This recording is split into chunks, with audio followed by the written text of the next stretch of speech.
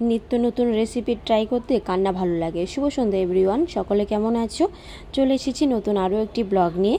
তো সন্ধে এখন 6:30টার মতো বাজে। বাইরে প্রচুর পরিমাণে বৃষ্টি, নিঝুম বৃষ্টি হচ্ছে। আর এদিকে বাড়ির সবাই বায়না করেছে নিত্য নতুন কিছু খাবার খাবে। তো আমি চলে এসেছি কিছু নতুন রেসিপি নিয়ে। তো সঙ্গে থাকো, আশা করছি ভালো লাগবে। তো প্রথমে এই সুজিটাকে দেখো ভালো করে একটু ভেজে নিয়েছি, তারপর দিয়ে দিলাম চিনি। তো পরিমাণ মতো মিষ্টি দিবে তোমরা। তো সেটা দেওয়ার পরে আমি জল দিয়ে একটু নাড়াচাড়া করে দিচ্ছি। আর জলটাও পরিমাণ মতো দেবে, কারণ সুজিটাকে একদম মাখো মাখো করতে হবে। তো আমি জল দেওয়ার পর কিছুক্ষণ নাড়াচাড়া করছি। আর নাড়াচাড়া করার পর যখন একদম মাখো মাখো হয়ে যাচ্ছে, তখন দেখো আমি একটা দুধ পাউডার দিয়ে দিলাম। তো দুধ পাউডারটা দেওয়ার পর আবারও একটু নাড়াচাড়া করে নিচ্ছি, যতক্ষণে না এই দেখো একদম একসঙ্গে মিশে যাচ্ছে আর কড়াইতে লেগে লেগে যাচ্ছে। তো যখন ফাইনালি কড়াইতে আটকে যাচ্ছিল, তখন সেটাকে আমি তুলে নিয়েছি। তুলে নেওয়ার পর মিনিট 5 মতো ঠান্ডা হতে দিলাম।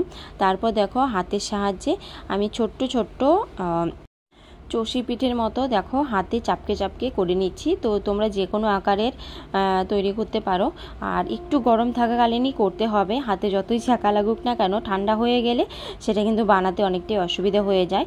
তো ফাইনালি বানানো কমপ্লিট। আর এদিকে দেখো আমি দুধ জালে বসিয়ে দিয়েছি। তো এদিকে 1 প্যাকেট দুধ নিয়ে এসেছিলো। আর দেখো চষিগুলো এরকম হয়েছে, কিছুটা গোল করেছি, কিছুটা চ্যাপটা চ্যাপটা আকারে করেছি। আর দেখে কি লোভনীয় লাগছিল না? সত্যি লোভনীয় লাগছিল, মানে মনে হচ্ছিলো এমনি খেয়ে ফেলবো। তো আমি এই যে এলাচ দিয়ে দিলাম, গোটা এলাচ দেওয়ার পরে দেখো এখন আমি চষিগুলো ছেড়ে দিচ্ছি। তো দুধটা মোটামুটি জাল হয়ে গেছে, তারপর আমি চষিগুলো ছেড়ে দিলাম।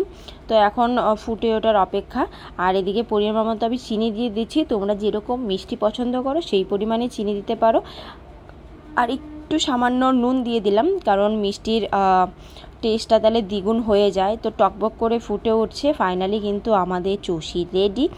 তো সুজি দিয়ে চষি আমি তো বানিয়ে ফেললাম। তোমরা কে কে বানিয়ে খেয়েছো সবাই একটু কমেন্ট করে জানিও। তো বানাতে খুব একটা সময় লাগে না, কিন্তু ধৈর্য ধরে বানালে খুব তাড়াতাড়ি হয়ে যায়। তো যেহেতু খেতে পছন্দ করি, বা মামের পাপা মামরা পছন্দ করে, বানাতে তো হবে। এই দেখো বাটিতে বেড়ে রাখলাম, আর একদম রসগোল্লার মতো লাগছিল। মামের পাপা বলছিল দেখতে এত লোভনীয় লাগছিল, খেতে তাহলে কতটা টেস্টি হবে। তো এই যে মায়ের বাবাকে দিয়ে দিলাম। মায়ের বাবা তো হাতে নেওয়া মাত্রই খাওয়া শুরু করে দিল, মামও খেয়ে নিল। তো চলো টাটা।